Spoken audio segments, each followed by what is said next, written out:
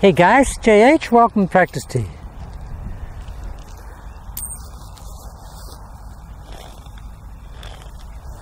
Okay, we're over in the cow paddock again today, and frankly, I actually like it over here in the cow paddock. Why? Because there's no one here. There's no balls coming at me, no one gives me a hard time. It's great. And the cows, they're not big critics. You might get the occasional moo, but you know, all in all, they're pretty good. Okay, now it's pretty tough here, guys. It's been raining and the ground is just like you wouldn't believe. But we're going to battle on. Okay, guys, what I want to talk about today is the fantastic job that Bill Phillips on MMI did with his commitment to the 5 o'clock nose. Because, guys, I totally believe, and I concur with Bill's thinking that, and Matt Gray also used the terminology that the 5 o'clock nose could be the real glue of the channel lock protocol. And I agree with that, guys. Because if you think about it, if we've got a 5 o'clock nose, and for anybody who's not familiar with 5 o'clock nose, if we have a big clock here in front of us and it's looking at us, 5 o'clock is down there. So we're looking at 5 o'clock. And we want to stay looking at 5 o'clock when we hit the golf ball. Why do we want to do that, guys? Because it's so cold here today. Why do we want to do that? And it's late, so the light may not be good.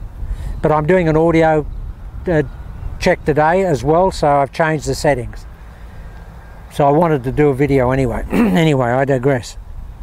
So why do we want to have that 5 o'clock nose in place? Guys, we want to have it in place because it serves as a locker for the shoulder girdle, particularly the right shoulder. As we come down here, if the chin's back here, look, okay, it won't be that pronounced, but with Bill Phillips it was almost that pronounced. Fantastic job, Bill. I'd love to get in the position, because what Bill was doing was really blocking that trail shoulder, and he could get into this really strong impact position. If you slow Bill down coming into impact on that video, you'll see a tremendous amount of bend in the shaft off a very little golf swing. That's because he's here, guys. He can fire that trail arm.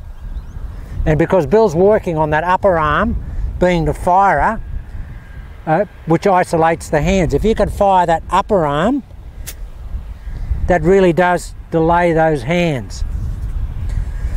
Now, I've never been a big lagger of the golf club because I've never wanted to jam lag the golf club. I always like to give it a free ride. But the really need to tee the ball up in this grass. This is crabgrass, guys, Australian crabgrass. It's just unbelievable. Grabs the club, stops it dead. So 5 o'clock nose. So how do we get it?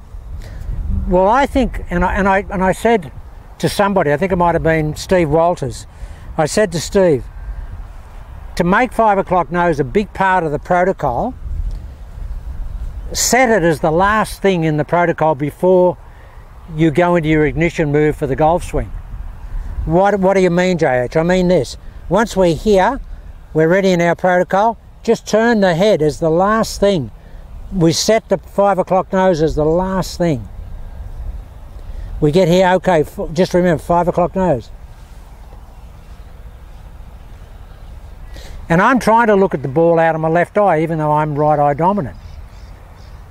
And if you look back through history, guys, all the great ball strikers have always been in this position here. There.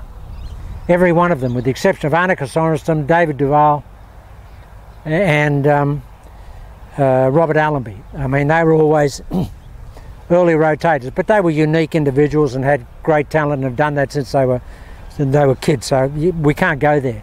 But 99.9% of great ball strikers have always been here. Johnny Miller, Arnold Palmer, Hogan, Sneed, Nicholas, Weiskopf, everybody that's been a good ball. Jason Day, look at Rory. Now, the other thing that Bill said that may have been a reason for concern for him And that was, he said he felt a little bit of tension in his neck here. Now I can tell you guys why that's happening when you try this. Because when you take your 5 o'clock nose here, there's so much commitment to keeping it here, you'll tense your neck up. But don't do that. Get in here and soften everything. When I'm really hitting the ball good, I feel what I call the soften down. It starts from my hair, from little hair I have. It starts from the top of my head, it comes down through my forehead, my face. Face gets heavy, my neck gets heavy, shoulders, arms, everything gets heavy and it all falls. It's what I call the gravity drop or the droop. I let everything fall. Now in doing that, guys, I really take the tension out of my neck. I really take the tension out of the neck. Just feel like your neck's a piece of spaghetti. And I was saying that to Bill, if you just soften that up, because when you're thinking about keeping the 5 o'clock nose there's a lot of commitment. Well, you want the commitment, but you want it with a soft neck, and you can do it. You just think about a soft neck. So here it is, guys. This is where I want to be. I want to be here. Look what happens, guys. Look, if I keep my head back down, I do that.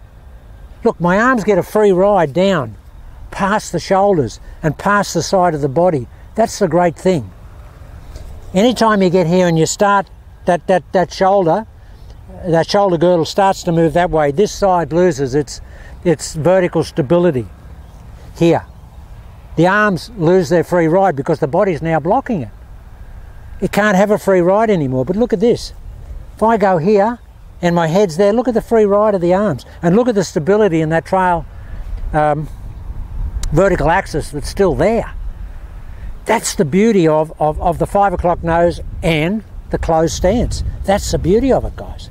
Here, we are here. Now, even when you have a practice swing, try and have a practice swing and get, after you've gone to here, have a 1-2 count before you let the nose go forward. So we'll go 1, 2 before you let it go forward. And drill that. You might drill that 40, 50 times just to give the brain an idea of what it's supposed to do. Okay.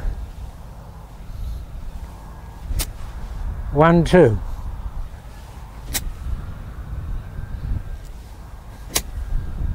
Now that feels really, I don't do it.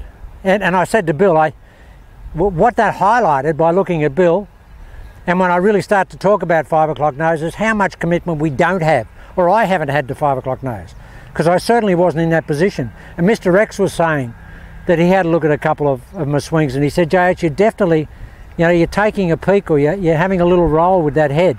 I didn't think I was, but clearly I am. So guys, the drill is, take it here, 1, 2. Now what you'll do when that drill, when you're holding back, you won't be that far back in the golf swing. You won't be that far back in the golf swing, but you want to feel like you are. Now watch what happens with that lead arm when I do that. Here. See how that lead arm actually what ends up a half an arm here, because we haven't got that, you know, that sort of that trail side rolling does that. So we really want to do that. So that's just the drill. So you'll feel this when you're drilling with the 5 o'clock nose. You'll feel that lead arm is not going far. But that's what, see the stability in this trail side here, guys. Look here. Just do that. Do it at that speed here. Here. It's there, and that'll get those arms really firing out away from you. Alright guys, I'll just check the camera. So I've got a blinking light here. I'll just check the camera. I just want to check this audio because I've changed the settings today, and I'll come back and I'll hit a couple of shots.